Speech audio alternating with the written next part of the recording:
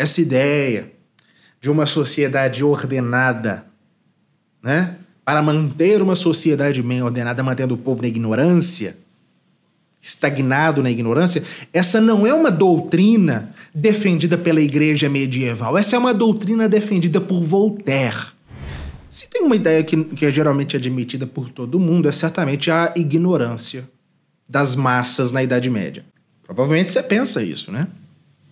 Na Idade Média todo mundo era ignorante, não sabia nada, afinal de contas, para um clero, é muito mais fácil para um clero tirânico impor as suas doutrinas, as suas instruções supersticiosas a pessoas que não sabem nada. Mas o que se impõe, na realidade, são gerações que demonstram uma fecundidade intelectual admirável. Frequentemente, e isso é necessário considerar logo de início, as pessoas imaginam que colocam como... As pessoas meio que colocam como sinônimo instrução e o conhecimento do alfabeto. No nosso tempo, em que a pedagogia é toda... em que a cultura é toda baseada em elementos visuais, adquiridos pela leitura, pela escrita, isso até pode ser, mas na Idade Média o livro era raro, o livro era custoso, era caro. Então, qual dos sentidos desempenhava um papel mais importante no aprendizado? O ouvido. O livro era raro, a maior parte dos conhecimentos se adquiria ouvindo do mestre. Vê-se, por exemplo, um capítulo dos Estatutos de Marsella, no século XIII, quando se lê lá as qualidades requeridas para um advogado, se termina com as seguintes palavras: literatus vel non literatus, quer seja letrado ou não. Ou seja, nesse caso, conhecer o direito e conhecer os costumes era muito mais importante do que saber ler e escrever bem. Então, vejam. Então, esse é o primeiro ponto. Instrução, naquele tempo, não era sinônimo de alfabetização. Mas havia, sim, uma quantidade considerável de pessoas que era instruída e alfabetizada. Sobre isso de admitir que a igreja tinha interesse em manter as pessoas na ignorância para estabelecer melhor a sua autoridade, isso é uma calúnia. E os fatos, eles desmentem ardorosamente isso. Eu vou dar aqui alguns dados apenas a vocês. Já no século VI, muitos séculos antes da cristandade, lá nos tempos bárbaros, pós-invasão do Império Romano, no ano 529, no concílio de Vaison, o grande São Cesário de Arles, o bispo mais importante na França do seu tempo, no seu tempo ele falava com ardor as razões imperiosas que exigiam a criação de escolas nos campos. E os bispos que seguiam essa opinião eram numerosíssimos, que sustentaram e promoveram isso. São Lisieux de Lyon, Teodulfo de Orleans, ambos no século VII. O homem mais importante, o bispo mais importante da igreja no século IX, Hincmar de Reims, se esforçou nesse sentido. Pensemos aquilo que a gente estudou lá na aula 85, não sei se foi a aula, mas 85, 86, algo assim. O dito renascimento carolíngio. Foi a igreja que ditou a Carlos Magno a sua política escolar. Tudo aquilo que foi implementado por Alcuino no tempo de Carlos Magno no Ocidente foi ditado pela igreja. A primeira política educacional escolar real no Ocidente foi uma obra da igreja, através de Carlos Magno. Claro que no decurso do século X, em razão das invasões, enfim, todo aquele caos, as escolas decaíram. Todas as atividades ligadas à civilização caíram, mas logo que o clima melhorou, a igreja retomou essa tarefa educadora. Reabriu as escolas, voltou a pregar a necessidade desde o púlpito, da necessidade de instrução. Nós chegamos agora ao século XII. O terceiro concílio de Latrão, o 11º concílio ecumênico da igreja, no tempo do Papa Alexandre III. Vejam o que ele define. O clero deve abrir as suas escolas por toda parte para instruir gratuitamente as crianças, mesmo os estudantes pobres. Essa ideia de uma sociedade ordenada, né? Para manter uma sociedade bem ordenada, mantendo o povo na ignorância, estagnado na ignorância, essa não é uma doutrina defendida pela igreja medieval. Essa é uma doutrina defendida por Voltaire. Era Voltaire.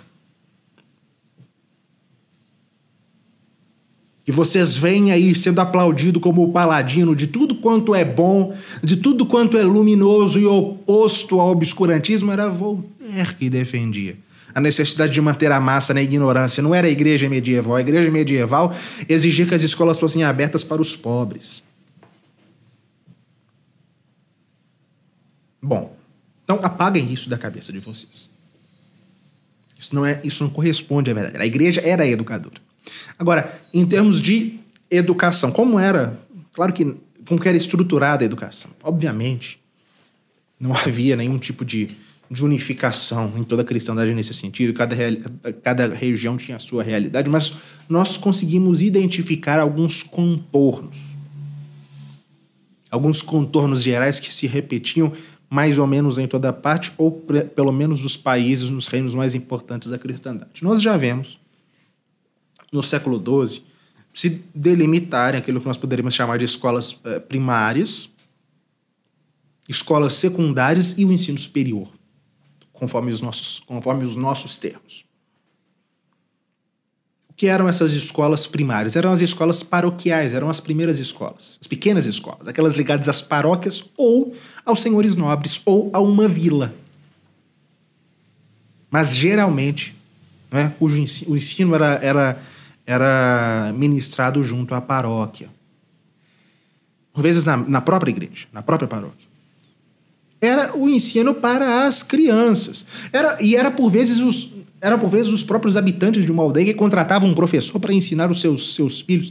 Inclusive, chegou a nós um texto bastante divertido de uma certa localidade da Alemanha, né, a reclamação de uns pais.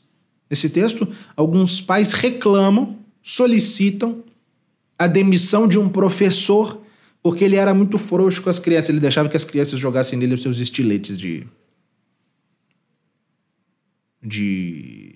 aula.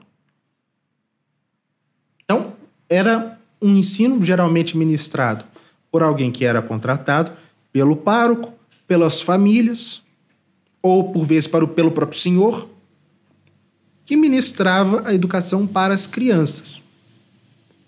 Em princípio, todas as crianças iam. Né? Inclusive, muitos contratos de aprendizagem, lá nas guildas, colocavam como princípio estipulado que o patrão deveria enviar o aprendiz para a escola. Como eu falei, o ensino nessas escolas paroquiais, desde o final do século XI, era ministrado junto à paróquia ou na própria paróquia. Né? O professor, ele recebia ordinariamente dos alunos uma modesta remuneração em espécie, favas, vinho, peixe. Era proibido, em muitas localidades, exigir pagamento. Com o tempo se exigirá pagamento dos ricos, mas dos pobres era geralmente proibido.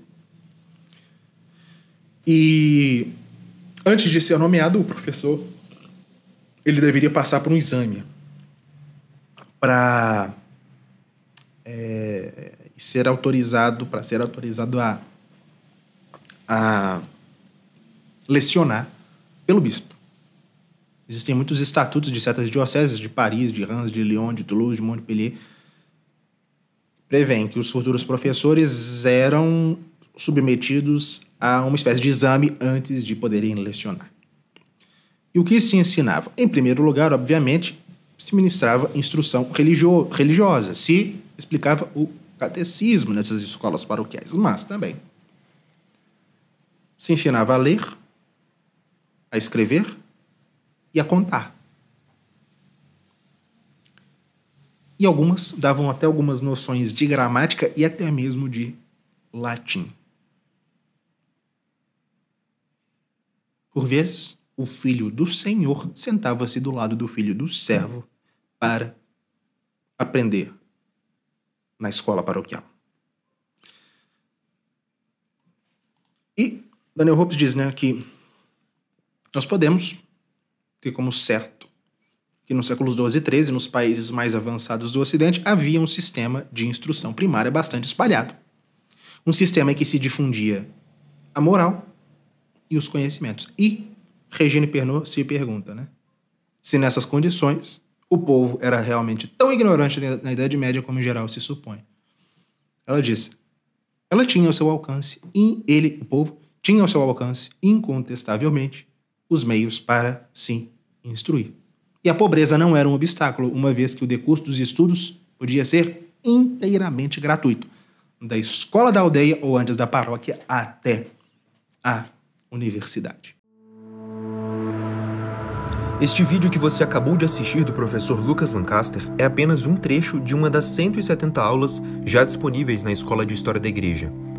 Convidamos você a sair da superficialidade e estudar a sério conosco na escola. Clique no link aqui do lado para acessar o nosso site e fazer a sua matrícula.